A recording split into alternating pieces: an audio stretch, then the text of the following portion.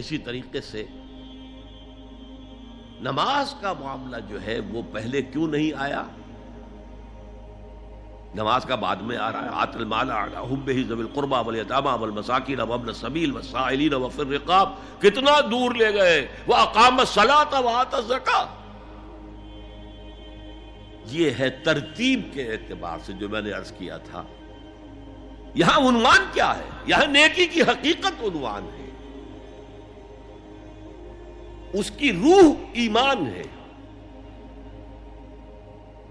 اور اس کا ظاہر اس میں سب سے پہلے انسانی ہمدردی، اور اس ہمدردی کی بنا پر وہ مال جو بہت محبوب ہے خرچ کرنا.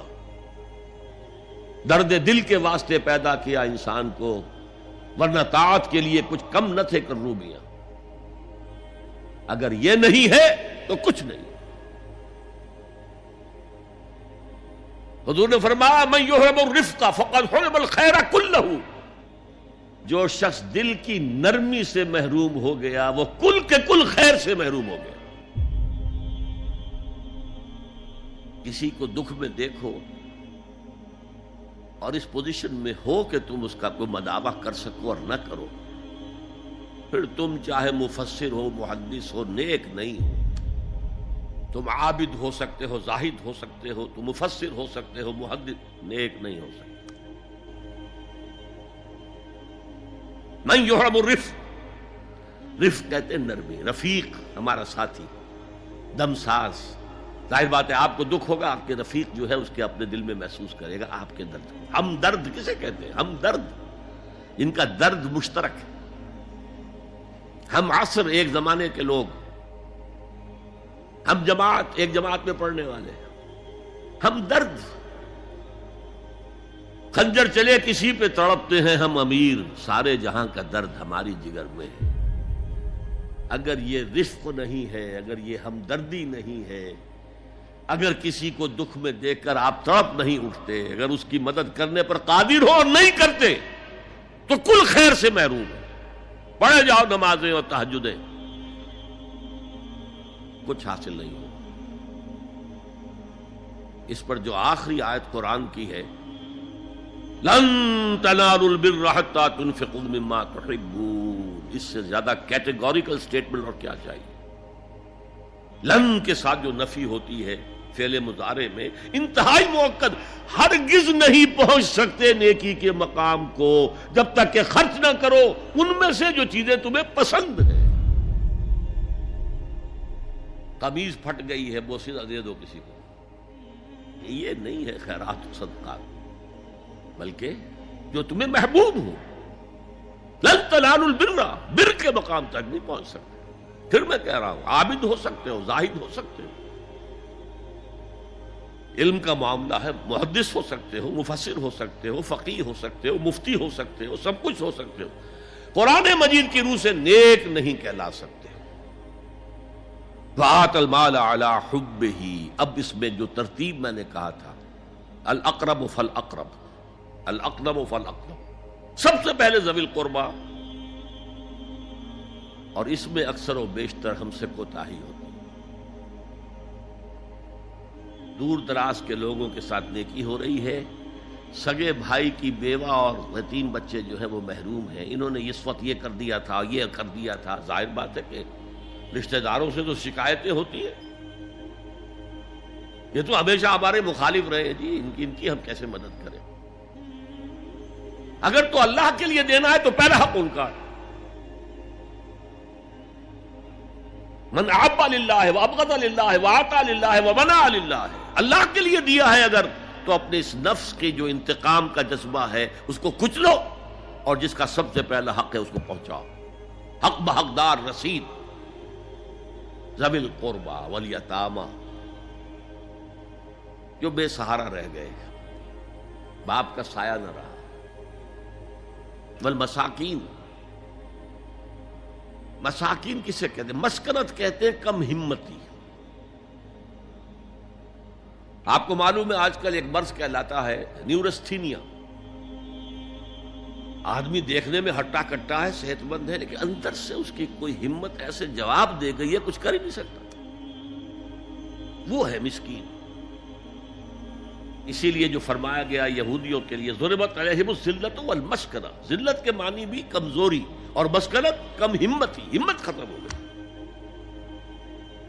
تو جو اپنے پاؤں پر نہیں کھڑا رہ سکتا اس وجہ سے کہ اس میں وہ ہمت کم ہو گئی ہے، وہ بھی مستحق ہے. وابن السبیل اور مسافر. پرانے زمانے میں آپ کو معلوم ہے نہ سرائے تھیں، نہ کچھ اور تھا، نہ ہوٹل تھے. پھر اگر کہیں راستے میں چوری ہو گئی، ڈاکہ پڑ گیا، تو آدمی جو ہے گھر میں خود ہے، کفیل ہے، اچھا ہے. اس وقت کی حالت ایسی ہو گئی.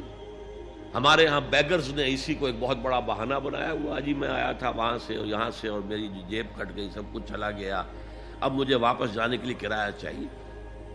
اکثر و بیشتر جھوٹے کیسز ہوتے ہیں.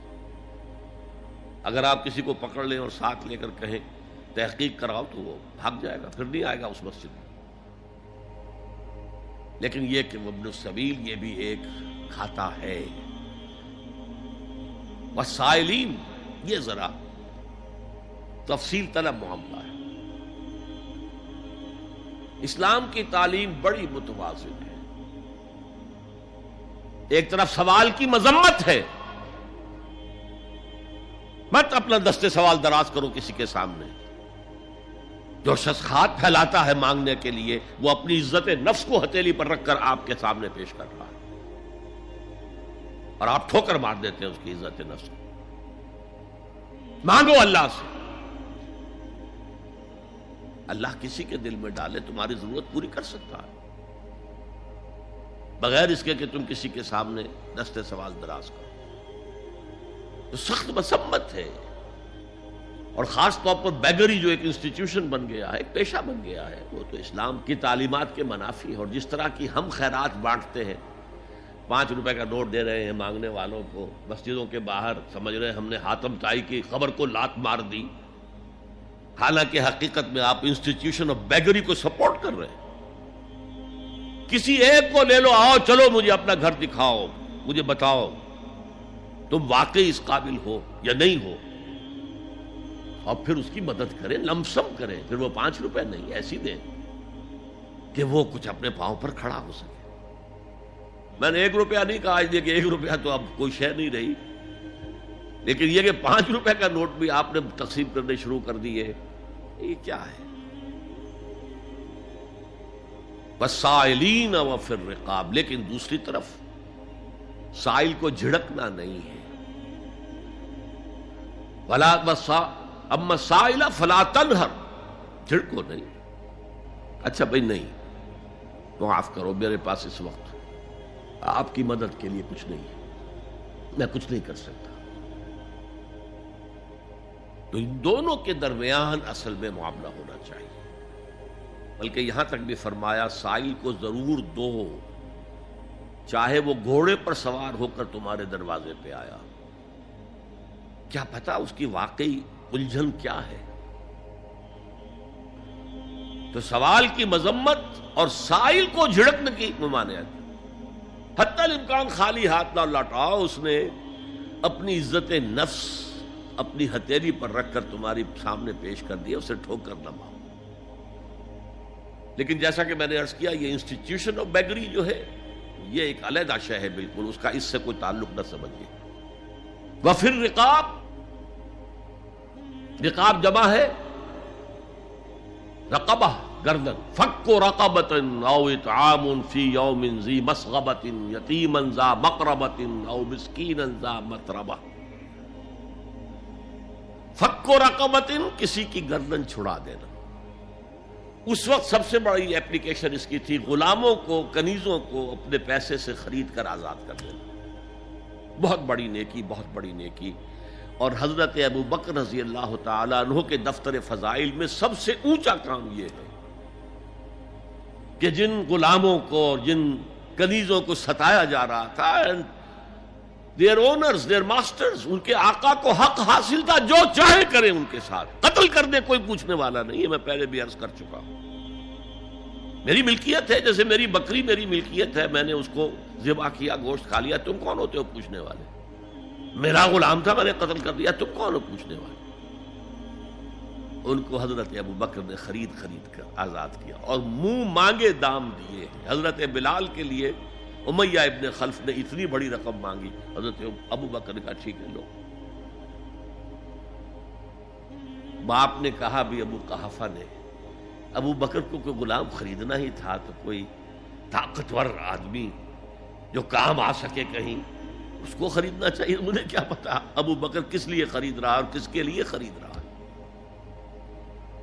آج کے دور میں اس کی اپلیکیشن ہوگی. کوئی شخص جو ہے اگر قرض میں اس طرح جکڑا جائے کہ لاکھ ہاتھ پاؤں مارے نکل نہیں سکتا, اس کو کوئی لمپ سم مدد دے کر اس قابل کیا جائے کہ وہ پھر اپنے پاؤں پر کھڑا ہو جائے. یہ نہیں کہ اسے آپ ہر مہینے کچھ رقم دیتے رہے مینٹیننس کے لیے, نہیں.